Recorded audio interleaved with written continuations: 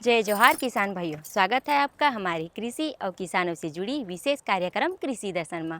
आज हमारी यात्रा शुरू होती है वो किसान की और जे सब जन तो धान की खेती करते, लेकिन वो किसान है सूरजमुखी की खेती करके अपन जीवन ला खुशहाली बनावते। तो चलो चलथन किसान के खेत की ओर।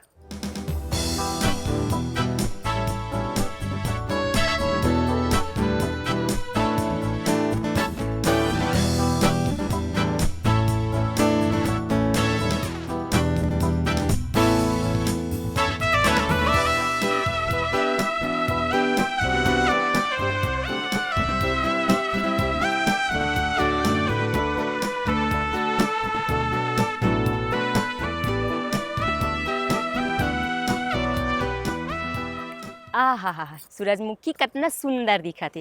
किसान भाई हो, सूरजमुखी के बुआई करे बाद कौन से मिट्टी में बुआई करना चाहिए, कौन से मौसम में बुआई करना चाहिए, और बुआई करे के बाद कितना मात्रा में जल देना चाहिए, कितना मात्रा में खाद देना चाहिए, ये जम्मू बात की जानकारी होना बहुत जरूरी है। तो आओ एक बारे में भी जानथन। विश्व के विभिन्न देशों में सूरजमुखी के अलग अलग भागों में भिन्न भिन्न उपयोग सदियों से होता आ रहा है।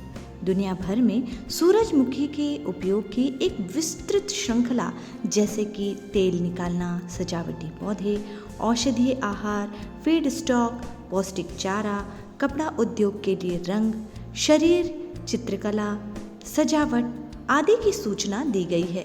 इसके अलावा इसके पौधे के कुछ हिस्सों का उपयोग कपड़ा उद्योग, शरीर चित्रकला और अन्य सजावट के लिए रंग बनाने में किया जाता है। छत्तीसगढ़ में भी अब सूरजमुखी की खेती बहुतायत रूप से देखी जा रही है। छत्तीसगढ़ के किसान अब सूरजमुखी की खेती कर अच्छी आमदनी कमा रहे हैं और आत्मनिर्भर हो रहे हैं। सूरजमुखी की खेती खरीफ, रबी एवं जायद तीनों ही मौसम में की जा सकती है, लेकिन खरीफ में इस पर अनेक रोगों एवं कीटों का प्रकोप होने के कारण फूल छोटे होते हैं तथा दाना कम पड़ता है। जायद में सूरजमुखी की अच्छी उपज प्राप्त होती है, इस कारण जायद में ही इसकी खेती ज़्यादातर की जाती है। किसान भाइयों, सूरजमुखी एक प्रमुख तिलहनी फसल है। जैसा कि आपको मालूम भी है कि भारत में जितनी मात्रा में तेल की आवश्यकता होती है, उतना उत्पादन न होने के कारण हमको इसको आयात करना पड़ता है और एक बहुत बड़ी जो विदेशी मुद्रा है इसमें हमको खर्च होती है। इसी को देखते हुए भारत सरकार के द्वारा एक तिलहनी ऑयल सीड मिशन चलाया गया है, जिसके अंतर्गत वो सूरजमुखी के सामूहिक अग्रिम प्रदर्शन, जो कि एक बड़े क्षेत्रफल में होते हैं, हमारे कृषि विज्ञान केंद्रों को दिया गया है। वैसे तो छत्तीसगढ़ में जो मैदानी भाग है, जिसमें कि दुर्ग, राजनांदगांव, कवर्धा इत्यादि जिले आते हैं, उसमें सूरजमुखी की खेती एक बहुत बड़े क्षेत्रफल में ली जा रही है। कृषि विज्ञान केंद्रों के वैज्ञानिकों द्वारा जो हमको भारत सरकार द्वारा सूरजमुखी को बढ़ावा देने के लिए प्रदर्शन लगाने की योजना बनाई गई थी, उसके अंतर्गत हम प्रदर्शन लगाकर हमारे कृषि विज्ञान केंद्र वहाँ कृषि मेला का आयोजित कर परिचर्चा के द्वारा किसान भाइयों को तिलहनी फसलों के बारे में बताते हैं। क्योंकि जो सूरजमुखी फसल है वो प्रकाश अवधि के लिए सहनशील है। इसको हम धान काटने के बाद, यानी हम इसको 15 अक्टूबर से 15 नवंबर तक भी लगा सकते हैं। जिन किसान भाइयों के पास सिंचाई की सुविधा उपलब्ध है, वो 15 जनवरी से 15 फरवरी तक इसको पुनः लगा सकते हैं। प्रकाश अवधि के सहनशीलता के कारण इसको हम तीनों मौसम में लगा सकते हैं।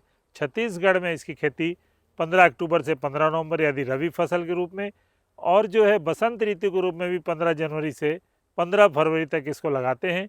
दोनों ही जो मौसम है उसमें सूरजमुखी का एक अच्छा उत्पादन किसान भाई लेकर अच्छा लाभ प्राप्त कर सकते हैं। सूरजमुखी की फसल के लिए खेती की तैयारी हमारे किसान भाई किस प्रकार करें?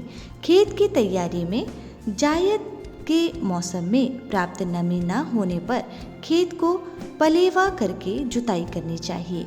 एक जुताई मिट्टी पलटने वाले हल से तथा बाद में 2 से 3 जुताई देसी हल या कल्टीवेटर से करनी चाहिए।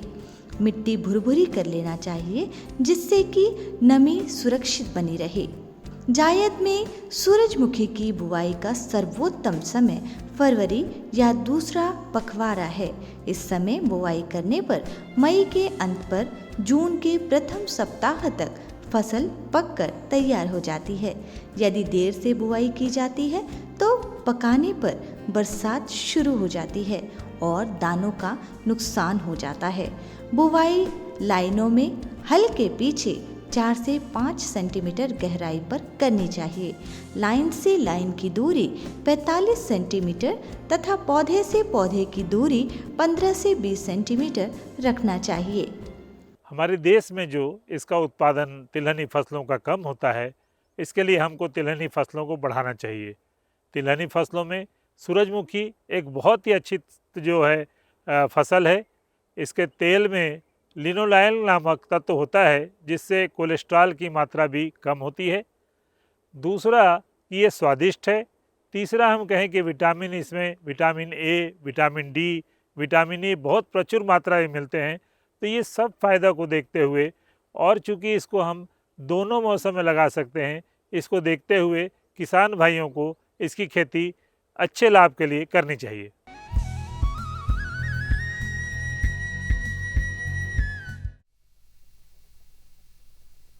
सब्जी में मसाला ज्यादा है। कितनी बार कहा है कि जितनी जरूरत हो बस उतना ही डाला करो। अरे मुझसे तो ऐसा कभी कभार होता है। और तुम जो हमेशा खेत में अनाप शनाप कीटनाशक डालते हो उसका क्या? ठीक ही तो कह रही है बहू। देख, खेत में उतनी ही दवा डाल जितनी जरूरत हो। याद रखो, कीटनाशक जहरीले होते हैं। डिब्बे पे लिखी सूचना के हिसाब से ही दवा डालनी चाहिए। पहले फेरोमोन ट्रैप, फ्लाइट ट्रैप, मित्र कीट, जैविक कीटनाशक आदि का इस्तेमाल करें। जरूरत पड़ने पर ही रासायनिक कीटनाशक का इस्तेमाल करें।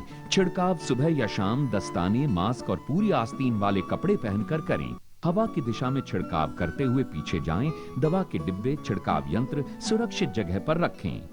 अब कुछ समझे क्या? हाँ, समझ गया मेरी रानी। अब ना करो नादानी। इसने पिला दिया ना तुझे पानी। जी जी जी। किससे बात कर रहे थे इतना हंस हंस कर? किसान कॉल सेंटर में विशेषज्ञ से खेती के बारे में सलाह ले रहा था। सुबह भी रात को भी? किसान कॉल सेंटर सुबह 6 बजे से रात को 10 बजे तक खुलता है। रविवार को भी? साल के 365 दिन खुलता है। पर तुम ये सब क्यों पूछ रही हो? मैं तो कुछ और ही समझी थी। कृषि संबंधी समस्याओं का अपनी भाषा में तुरंत समाधान पाने के लिए पूरे भारत में किसी भी फोन से राष्ट्रीय हेल्पलाइन नंबर 1800-180-1551 पर संपर्क करें। आप किसान भाइयों की खेती बाड़ी से जुड़ी हर समस्या का कृषि विशेषज्ञों द्वारा तुरंत समाधान। किसान कॉल सेंटर। आप भारत के किसी भी प्रदेश में रहते हो, कोई भी भाषा बोलते हो, आपकी समस्या चाहे फसल की बीमारी की हो, खाद की, पशुपालन की या कृषि से जुड़ी नई तकनीक की, अपनी समस्या का अपनी ही भाषा में समाधान पाने के लिए आप देश के किसी भी कोने से डायल करें 1551। विशेषज्ञ द्वारा आपको दी जाने वाली ये सलाह बिल्कुल निशुल्क है। ये सुविधा प्रातः 6 बजे से रात्रि 10 बजे तक निशुल्क उपलब्ध है। किसान कॉल सेंटर यानी 1551।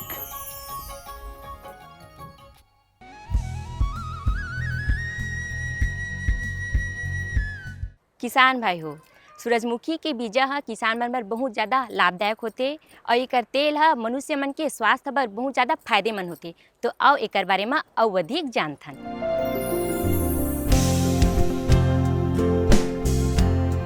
सूरजमुखी की फसल में उर्वरकों का प्रयोग मृदा परीक्षण के आधार पर ही करनी चाहिए। फिर भी नाइट्रोजन 80 किलोग्राम, 60 किलोग्राम फास्फोरस एवं पोटाश 40 किलोग्राम तत्व के रूप में प्रति हेक्टेयर पर्याप्त होता है। नाइट्रोजन की आधी मात्रा एवं फास्फोरस व पोटाश की पूरी मात्रा बुवाई के समय कुंडों में प्रयोग करना चाहिए। इसका विशेष ध्यान देना चाहिए कि शेष नाइट्रोजन की मात्रा बुवाई के 25 से 30 दिन बाद ट्राइफोसेट के रूप में देना चाहिए। यदि आलू के बाद फसल ली जाती है तो 20 से 25% उर्वरक की मात्रा कम की जा सकती है। आखिरी जुताई में खेत तैयार करते समय 250 से 300 कुंटल सड़ी गोबर की खाद या कंपोस्ट खाद लाभदायक पाया गया है। क्योंकि ये तिलहनी फसल है, इसके लिए हमको चाहिए कि समन्वित उर्वरक प्रबंध का इसमें प्रयोग करें, यानी कि हम कार्बनिक के साथ अकार्बनिक दोनों प्रकार के तत्व देना चाहिए। शुरुआत में जब भूमि की तैयारी कर रहे हैं तो उस समय गोबर की खाद या वर्मी कंपोस्ट इसमें ज़रूर मिला दें।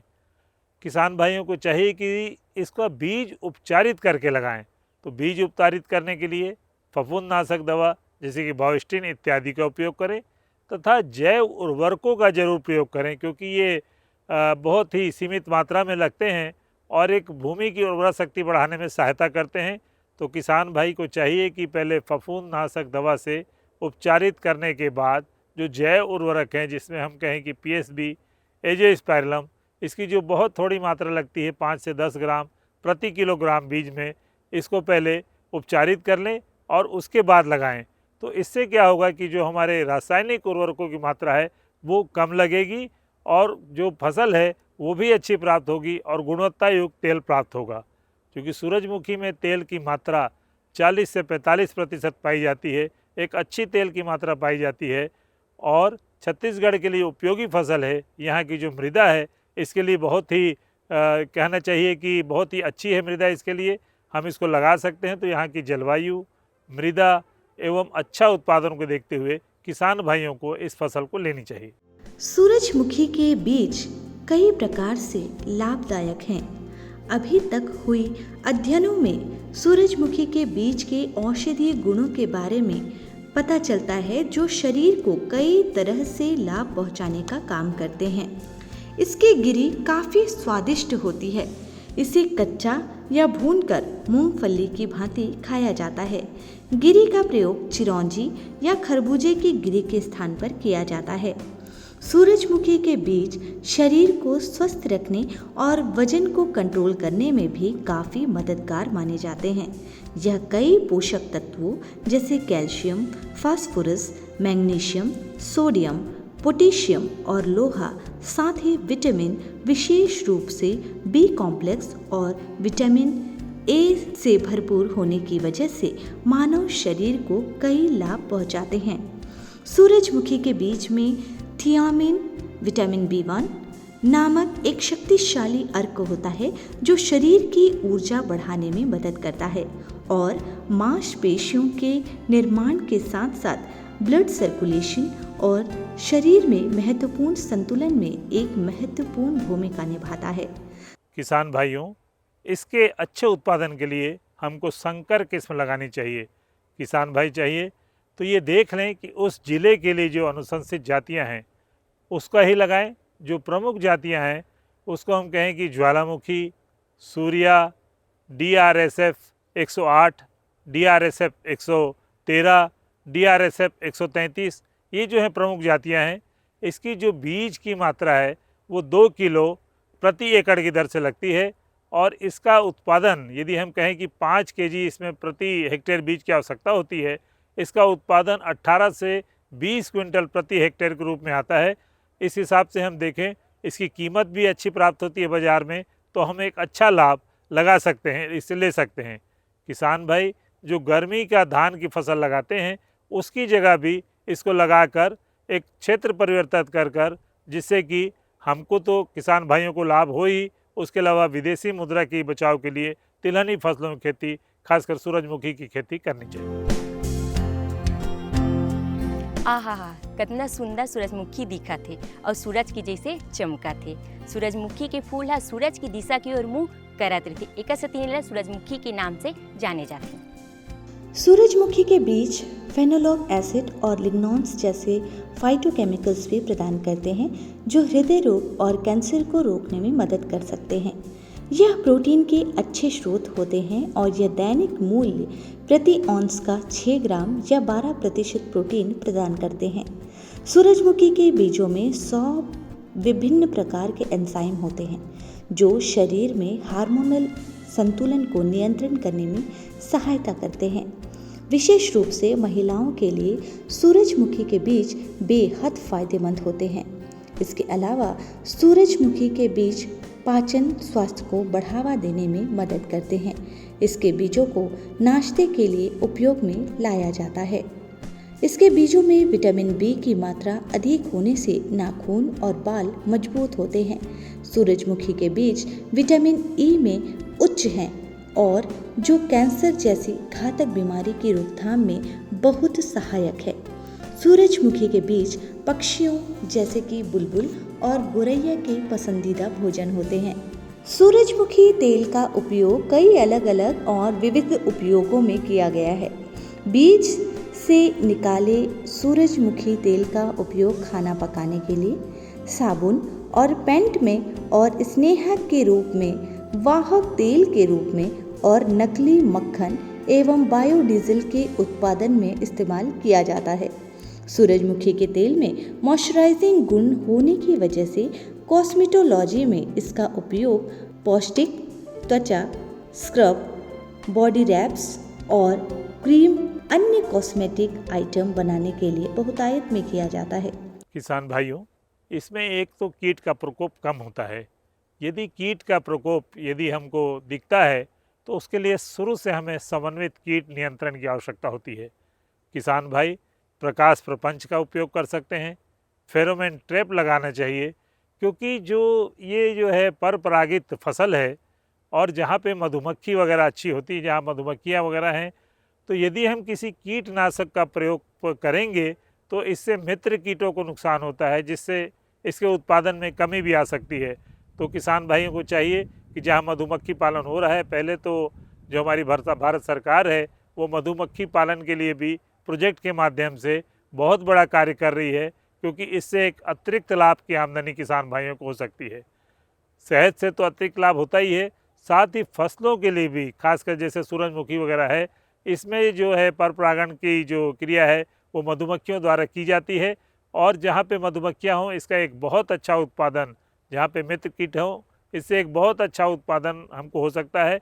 तो किसान भाइयों को चाहिए कि इसमें जैविक कीटनाशक का उपयोग करते हुए जैविक विधि द्वारा समन्वित रोग प्रबंध करके, समन्वित कीट प्रबंध करके इसका एक अच्छा उत्पादन बिना रासायनिक उर्वरकों के किए कर सकते हैं। किसान भाइयों, अब बारी है गीत और संगीत की, तो आओ गीत और संगीत के आनंद लेथन।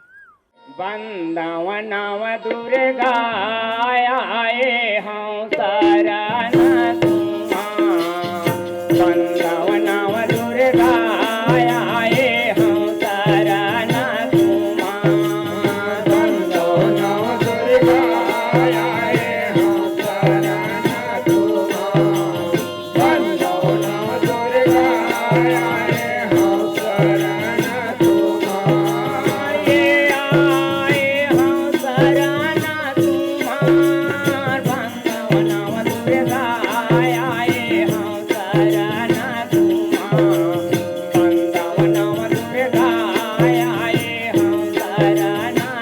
तुम्हां, ये आए हूँ शरण तुम्हां, वंदवनव दुर्गा आए हूँ शरण तुम्हां, वंदवनव दुर्गा आए हूँ शरण तुम्हां।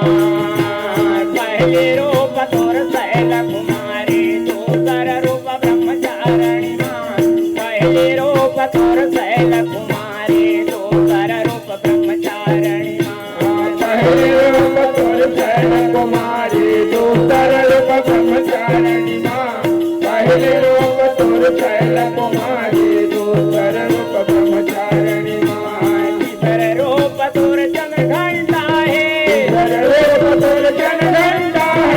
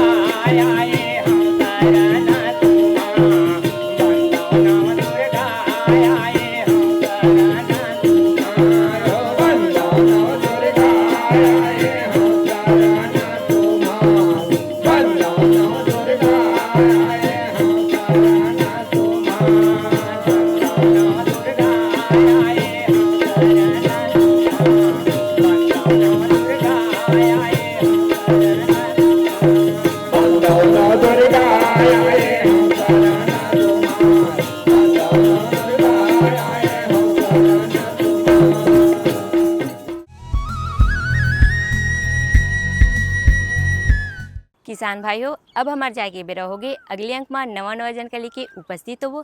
तब तक आपन हमरा दो विदा। जय जोहार।